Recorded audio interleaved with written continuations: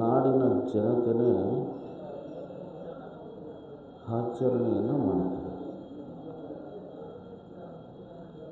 ಏತಕ್ಕೋಸ್ಕರ ಅಂದರೆ ಅಣ್ಣ ತಮ್ಮಂದಿರು ಹುಟ್ಟುವಾಗ ಅನ್ಯೋನ್ಯವಾಗಿರುತ್ತಾರೆ. ಬೆಳೆಯುತ್ತಾ ಬೆಳೆಯುತ್ತಾ ದಾಯಾದಿಗಳಾಗ್ತಾರೆ. ಈಗಲೂ ಕೂಡ ಆಗ್ತಾ ಇದೆ. 100ಕ್ಕೆ 90 ಭಾಗ ಅವರು ಇರೋದು. ಆದರೆ ದಶರಥನ ಮಕ್ಕಳು ಆ ರೀತಿ ಮಾಡಲಿಲ್ಲ.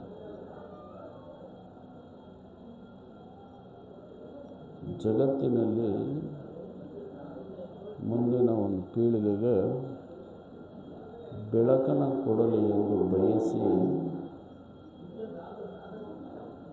ಮಂದ್ರೆಯ ಮಾತನ್ನು ಕಟ್ಟಿಕೊಂಡು ಕೈಗೆ 3 ಭಾಷೆಗಳನ್ನು ಪಡೆದಂತಕ್ಕಂಥ 2 ಭಾಷೆಯನ್ನು ದಶರಥನಿಗೆ ಮಾತುಕೊಡ್ತಾರೆ. ಏನೆಂದರೆ ದಶರಥ ಮಹಾರಾಜರು ಶ್ರೀರಾಮಚಂದ್ರನಿಗೆ ಪಟ್ಟ ಕಟ್ಟಬೇಕು ಎಂದಾಗ ಮಂದ್ರೆಯ ಮಾತನ್ನು ಕಟ್ಟಿಕೊಂಡು ಕೈಗೆ ಆ ಕೊಟ್ಟಿರೋತಕ್ಕಂಥ ವಿದ್ಯೆ ಸಮಸ್ಯೆಯಲ್ಲಿ 2 ಭಾಷೆಗಳನ್ನು ಕೊಡಿ ಅಂತ ಕೇಳ್ತಾರೆ. ಅದು ಏನು ಭಾಷೆ? ರಾಜ್ಯ ಕೇಳಿಲ್ಲ, ಸಕಲೇಶ್ವರನು ಕೇಳಿಲ್ಲ. ಅವಳು ಕೇಳಿದ್ದು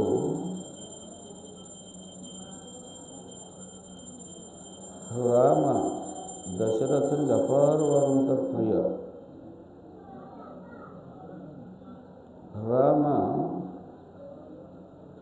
ನಾರು ಮುಡಿಯನ್ನು ಹುಟ್ಟಿ ಅರಣ್ಯ ಕಾಡಿಗೆ ಹೋಗಬೇಕು ಅಂತಕ್ಕಂಥ ಒಂದು ಭಾಷೆ. ಇನ್ನೊಂದು ಭಾಷೆ ಭರತನಿಗೆ ಪಟ್ಟ ಕಟ್ಟಬೇಕು ಎಂದು ಪಡೆದುಕೊಳ್ಳುತ್ತಾರೆ. ಆದರೂ ದಶರಥ ಎಷ್ಟೋ ಥರದ ಹೇಳ್ತಾನೆ, ಆದರೂ ಕೇಳಲ್ಲ. ಆಗ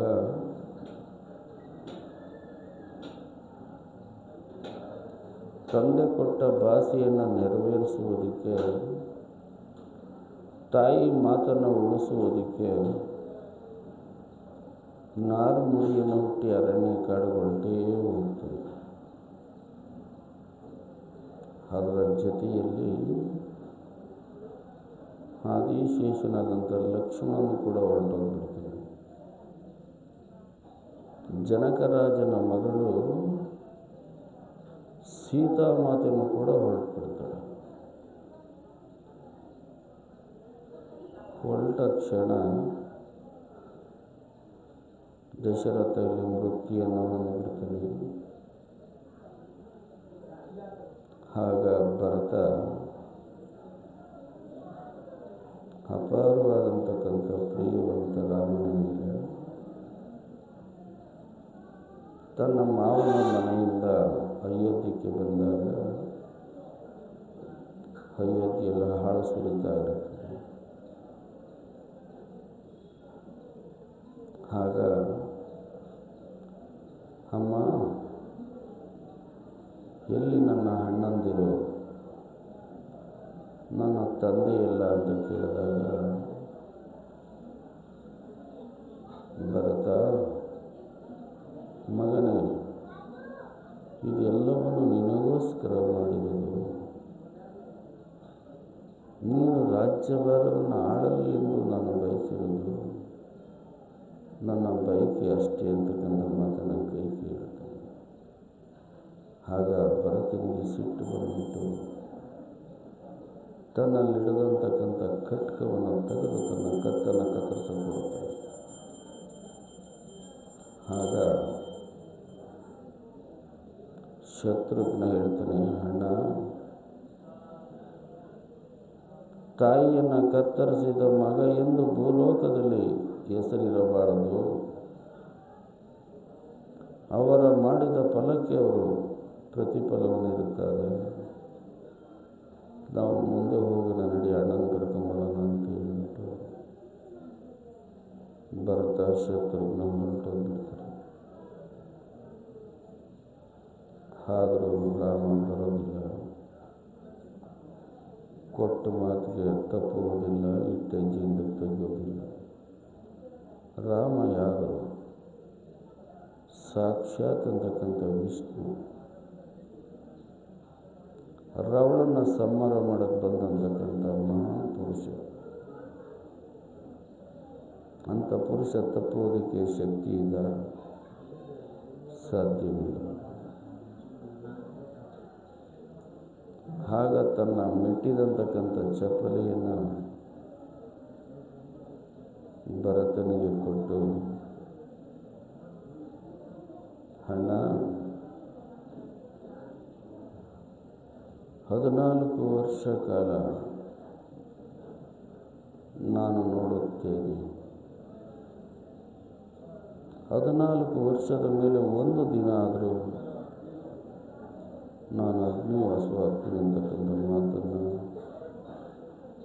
ಭರತ ಹೇಳಿ ತನ್ನ ಅಣ್ಣ ಮೆಟ್ಟಿದಂತಕ್ಕಂಥ ಪಾದರಕ್ಷೆಯನ್ನು ತಲೆ ಮೇಲೆ ಹೊತ್ಕೊಂಡು ರಾಮನ ಸ್ಮರಣೆಯನ್ನು ಮಾಡಿ ಸಿಂಹಾಸನ ಮೇಲೆ ಮಡಗಿ ಆ ರಾಮನ ಸ್ಮರಣೆಯನ್ನು ಆ ಪಾದರಕ್ಷೆ ಮಾಡಿದಂತಕ್ಕಂಥ ಒಂದು ದಿನ ಇದು. ಆದರೆ ಇದನ್ನು ಹೇಳ್ತಾ ಹೋದರೂ ಒಂದು ವಾರ ಆದರೂ ಮುಗಿಯೋದಿಲ್ಲ. ಇವತ್ತು ಸಾಕಷ್ಟು ಭಕ್ತಾದಿಗಳಿರ್ತಾರೆ. ಆದರೆ ಮುಂದಿನ ಇದೇ ದಿನಕ್ಕೆ ನೆಕ್ಸ್ಟು ಹುಣ್ಣಿಮೆ, ಹೋಳಿ ಹುಣ್ಣಿಮೆ. ಹೋಳಿ ಹುಣ್ಣಿಮೆ ಇನ್ನು 9 ದಿವಸ ಇದ್ದಂಗೆ ಮಹಾಶಿವರಾತ್ರಿಯ ಅಮಾವಾಸ್ಯೆ ಮುಗಿದ 7 ದಿನಕ್ಕೆ ಸರಿಯಾಗಿ ಇದೇ ಕ್ಷೇತ್ರದಲ್ಲಿ ಗಿರಿಜಾ ಮತ್ತು ಶಿವನ ಕಲ್ಯಾಣ, ಪಾರ್ವತಿಯ ಕಲ್ಯಾಣವನ್ನು ಸೋಮವಾರ ಬಿದ್ದಿದೆ.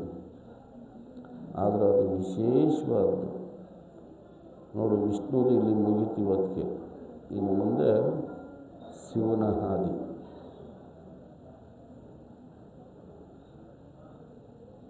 ಅಂಥ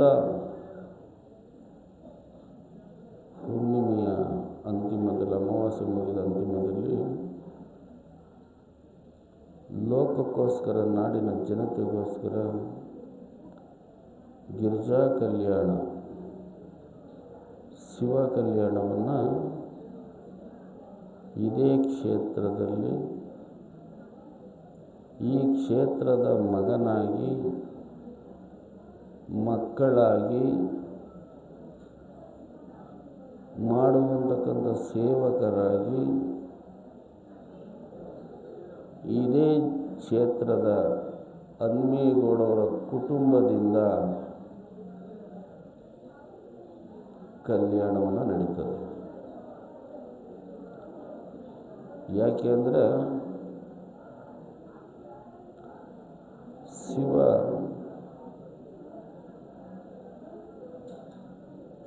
ಸಮುದ್ರದಲ್ಲಿ ಕ್ಷೀರಸಾಗರ ಸಮುದ್ರವನ್ನು ಕಡಿಯುವಾಗ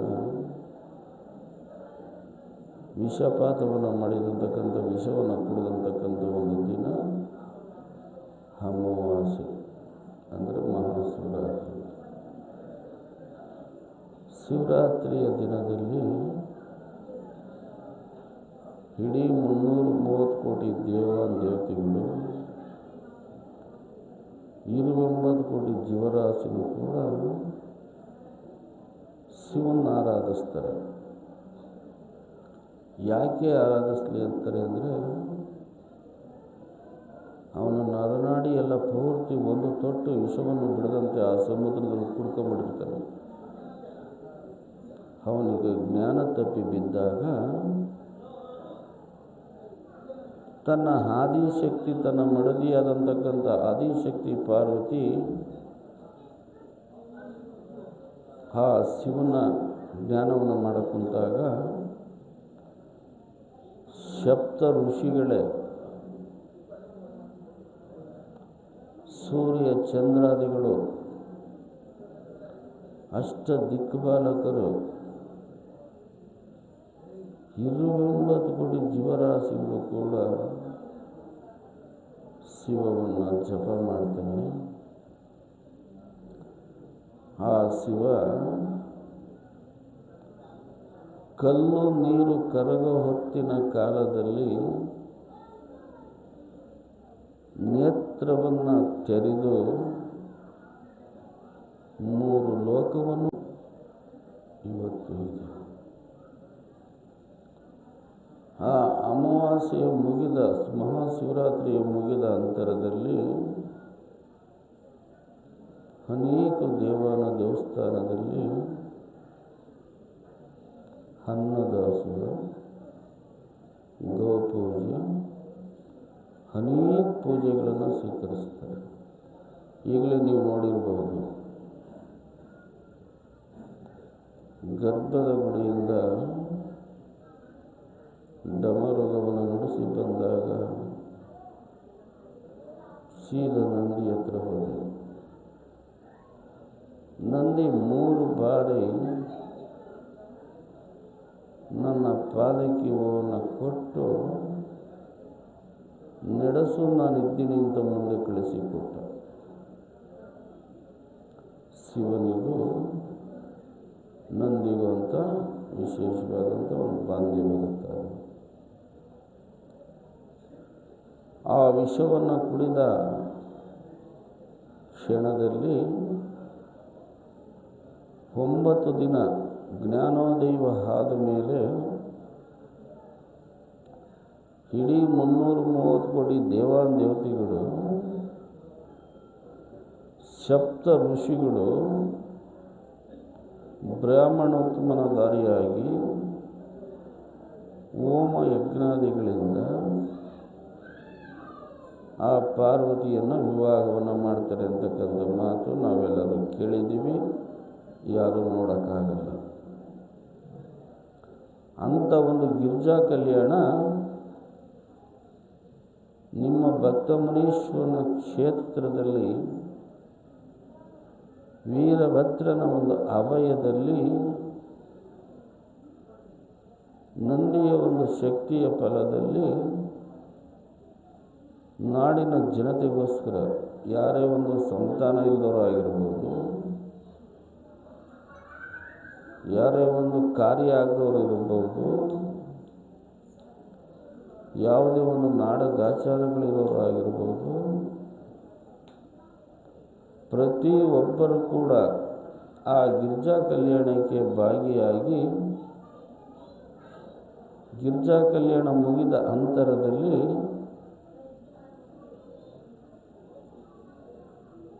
ಲೋಕಾರ್ಪಣೆ ಮಾಡ್ತೀವಿ. ಯಾವ ರೀತಿ ಅಂದರೆ, ಹೋಳಿ ಹುಣ್ಣಿಮೆಯ ದಿನ ನೀವೆಲ್ಲ ನೋಡಿರ್ಬೋದು, ಯಾವುದೇ ಕ್ಷೇತ್ರಕ್ಕೆ ಹೋದರೂ, ಯಾವುದೇ ಒಂದು ರಥಕ್ಕೆ ಹೋದರೂ ಇಲ್ಲ ಶಿವನ ಕಲ್ಯಾಣ ನಡೀತದೆ, ಇಲ್ಲ ಪಾರ್ವತಿ ಕಲ್ಯಾಣ ನಡೀತದೆ, ಇಲ್ಲ ನಾರಾಯಣನ ಕಲ್ಯಾಣ ನಡೀತದೆ. 2 ದೇವರು ಜೊತೆಲಿ ಹೋಗೋದು ನಾವು ನೋಡಿದ್ದೀವಿ. ಈ ಕ್ಷೇತ್ರದಲ್ಲಿ ಶಿವ, ಪಾರ್ವತಿ, ಗಣೇಶ, ಸುಬ್ರಹ್ಮಣ್ಯ ಸ್ವಾಮಿ, ಬಸವಣ್ಣ ಎಲ್ಲ ದೇವರು ಕೂಡ ಒಟ್ಟಾಗಿ ಒಂದೇ ತೇರಿನಲ್ಲಿ ಸಾಕ್ತದೆ. ಅದಕ್ಕೆ ಸಾಕ್ಷಿ ಅವತ್ತಿನ ದಿನ 3 ಗರುಡ ಬರ್ತವೆ. ಬ್ರಹ್ಮ, ವಿಷ್ಣು, ಮಹೇಶ್ವರ ಅಂತ ಹೇಳಿ ಆ 3 ಗರುಡ ಬಂದು ತೇರನ್ನು ಪ್ರದಕ್ಷಿಣೆ ಮಾಡಿದ ಅಂತರದಲ್ಲಿ ಅದು ಲೋಕಾರ್ಪಣೆ ಆಯಿತು ಅಂತಕ್ಕಂಥ ನಾವೆಲ್ಲರೂ ತಿಳಿತೀವಿ. ಅವತ್ತಿನ ದಿನದಲ್ಲಿ ಯಾರೇ ಆಗಿರಲಿ, ಕೊನೆಯಲ್ಲಿ ನಿಮ್ಮ ಕೈಲಿ ಆರತಿ ಮಾಡೋಕ್ಕಾಗಲಿಲ್ಲ ಅಂದರೂ ಕೂಡ ಒಂದು ಬೆಲ್ಲದ ಆರತಿಯನ್ನಾದರೂ ಮಾಡಿ ಆ ತೇರನ್ನು 3 ಸುತ್ತು ಪ್ರದಕ್ಷಿಣೆಯನ್ನು ಮಾಡಿ ಆ ತಾಯಿಗೆ ನಾವು ತಲೆಯನ್ನು ಬಾಗಿಸಿದೆಯಾದರೆ ಎಲ್ಲ ಲಭ್ಯವೂ ನಮಗೆ ದೊರಕುತ್ತದೆ ಅಂತಕ್ಕಂಥದ್ದು ಸೂರ್ಯ ಚಂದ್ರಾದಿಗಳು ಹುಟ್ಟಿದಾಗಲಿಂದಲೂ ಕೂಡ ಅದು ನಡೆದು ಬಂದಿದೆ. ಅವಳಿಗೆ ಆರತಿ ಅಂದರೆ ಅಷ್ಟು ಇಷ್ಟ ಅಂತೆ. ಅದರ ಒಬ್ಳಿಗೆ ಸೇರಲ್ವಲ್ಲ, ಇಡೀ ಶಿವನ ಕುಟುಂಬಕ್ಕೆ ಯಾವುದೇ ಒಂದು ಸರ್ಪದೋಷ ಆಗಿರ್ಬೋದು, ಒಂದು ದುಷ್ಟಶಕ್ತಿಗಳಾಗಿರ್ಬೋದು, ಒಂದು ಸಂತಾನದಾಗಿರ್ಬೋದು, ಯಾವುದೇ ಆಗ್ಬೋದು, ಅವತ್ತಿನ ದಿವಸ ಕೊಡುವಂತಕ್ಕಂಥ ಕರುಣಾಮಯಿ ಓಕಳಿಯ ಹಬ್ಬದಲ್ಲಿ ಈಚೆ ಬರುತ್ತಾನೆ ಅಂತಕ್ಕಂಥ ನಂಬಿಕೆ ಎಲ್ಲರೂ ಇಟ್ಟಿದ್ದಾರೆ. ಅಂಥ ಒಂದು ವಿಚಾರವನ್ನು ಭಗವಂತ ನಿಮಗೆ ಕೊಟ್ಟೇ ತೀರ್ತಾನೆ. ತಪ್ಪದೇ ಎಲ್ಲರೂ ಕೂಡ ಭಾಗಿಯಾಗಬೇಕು. ಇವತ್ತು ಭರತನ ಹುಣ್ಣಿಮೆ. ನಾವ್ಯಾರೂ ಭರತನ ನೋಡೋಕ್ಕಾಗಲ್ಲ, ನಾವ್ಯಾರೂ ರಾಮನ ನೋಡೋಕ್ಕಾಗಲ್ಲ. ನಾವು ನೋಡೋದೇನು? ನಾವು ಮಾಡಿರುವಂತಕ್ಕಂಥ ಒಂದು ಗುರಿ ಸಾಧನೆಯನ್ನು ನಾವು ನೋಡ್ತೀವಿ. ಹೆಬ್ಬಾಗಲಲ್ಲಿ ಆಂಜನೇಯ ಸ್ವಾಮಿಯನ್ನು, ಪಂಚಲಾಭದ ಆಂಜನೇಯ ಸ್ವಾಮಿಯನ್ನು ಈಚೆ ಇಟ್ಟಿದ್ದೀವಿ. ಆಂಜನೇಯನಿಗೆ, ಶನೀಶ್ವರನಿಗೆ ಎಳ್ಳು ಎಣ್ಣೆ ಅಂದರೆ ಅಪಾರವಾದಂಥ ಪ್ರಿಯ, ಭಾಳ ಅಪಾರವಾದ್ದು. ಇದನ್ನೆಲ್ಲ ಕೇಳಿಸ್ಕೋಬೇಕು ಅಂತಲೇ ನಾನು ಹೇಳ್ತಾ ಇದ್ದೀನಿ. ಪ್ರತಿಯೊಬ್ಬರೂ ಕೂಡ ತಪ್ಪದಲೇ ನಿಮ್ಮ ಹಸ್ತದಲ್ಲಿ ಎಷ್ಟಿರುತ್ತೋ ಅಷ್ಟನ್ನು ಎಳ್ಳು ಎಣ್ಣೆಯನ್ನು ಆಂಜನೇಯನಿಗೆ ಹಾಕಿ, ಇಲ್ಲಿ ತಾಯಿ ಪಾರ್ವತಿಗೆ 9 ಎಳ್ಳು ಬತ್ತಿಯನ್ನು ಹಚ್ಚಿ, ಆ ಪರಮಾತ್ಮ, ಆ ಪರಶಿವನಿಗೆ ಸಾಕ್ಷಿಯಾದಂತಕ್ಕಂಥ ನಂದಿಗೆ 3 ಕಾಯನ್ನು ಹಾಕಿ ಅವರ ಪಾದವನ್ನು ಹಿಡ್ಕೊಂಡ್ರೆ ಎಲ್ಲ ರಕ್ಷಣೆಯನ್ನು ಕೊಡ್ತೇನೆ ಅನ್ನೋ ವಿಚಾರ ತಮ್ಮೆಲ್ಲರಿಗೂ ಗೊತ್ತಿರೋದಿಲ್ಲ. ಈ ಜಾಗಕ್ಕೆ ಕಾಲಿಟ್ಟು ನಾವು ಕೆಟ್ಟೆ ಅಂದವರು ಯಾರಿದ್ದರೂ ನನ್ನ ಹತ್ರ ಷರತ್ತಾಗಿ ಕೇಳ್ಬೋದು. ಆದರೂ ನಾನೇನು ವಿದ್ಯಾವಂತ ಅಲ್ಲ, ನಾನು ಯಾವ ವೇದ ಪುರಾಣ ಸಂಸ್ಕೃತಿಯನ್ನು ಕಲಿತವನಲ್ಲ, ನಾನು ಒಬ್ಬ ಬಡಪಾಯಾಗಿ ಬಂದವನು. ಎಷ್ಟೊತ್ತಾದರೂ ನಿಮ್ಮನ್ನು ಕಳಿಸ್ಕೊಡ್ತೀನಿ, ಅರ್ಧ ರಾತ್ರಿ ಆದರೂ ನಾನು ನಿಮ್ಮನ್ನು ಕಳಿಸ್ಕೊಡ್ತೀನಿ. ಆ ಭಗವಂತ ಎಲ್ಲರಿಗೂ ಒಳ್ಳೇದು ಮಾಡಲಿ ಅಂತ ಹೇಳಿ ಈ 2 ಮಾತನ್ನು ನಾನು ಮುಕ್ತಾಯ ಮಾಡ್ತಿದ್ದೀನಿ. ಎಲ್ಲರೂ ಅರ್ಥ ಮಾಡ್ಕೊಂಡಿದ್ದೀರ ಅನ್ನೋ ನಂಬಿಕೆ ನಾನು ತಿಳಿದಿದ್ದೀನಿ. ಶ್ರೀ ಆಂಜನೇಯ ಸ್ವಾಮಿ ಪಾದಾರ ವೇಗತಿ ಗೋವಿಂದ, ಆಂಜನೇಯ ಸ್ವಾಮಿ ಪಾದಾರ ವೇಗತಿ ಗೋವಿಂದ, ಆಂಜನೇಯ ಸ್ವಾಮಿ ಪಾದಾರ ವೇಗತಿ ಗೋವಿಂದ. ಜೈ ನಮಃ ಪಾರ್ವತಿ ಪತೆ,